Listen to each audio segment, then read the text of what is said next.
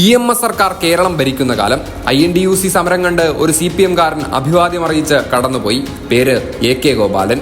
ഉച്ചനീചത്വവും അസമത്വവും കൊടികുത്തി വാണ കാലം. സ്വാതന്ത്ര്യ സമരം കൊടുമ്പിരി കൊണ്ട കാലം.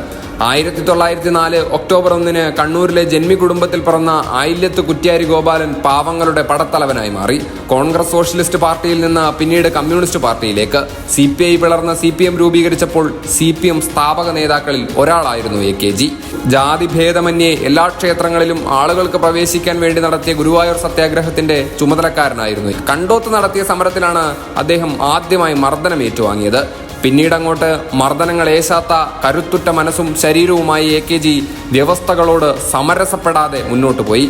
നിരവധി തവണ AKG ജയിൽ ചാടി.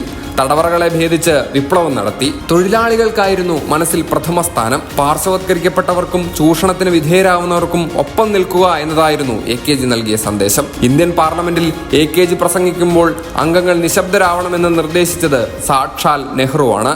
My English may be broken but the cause I represent never എന്ന AKGയുടെ വാക്കുകൾ എപ്പോഴും പ്രസക്തമാണ്.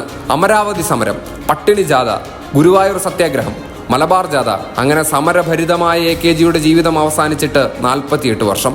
ഇപ്പോഴും തൊഴിലാളികൾക്കും തൊഴിലാളി പ്രസ്ഥാനങ്ങൾക്കും ആവേശമാണ്, മാതൃകയാണ് അവരുടെ പ്രിയ സഖാവ്.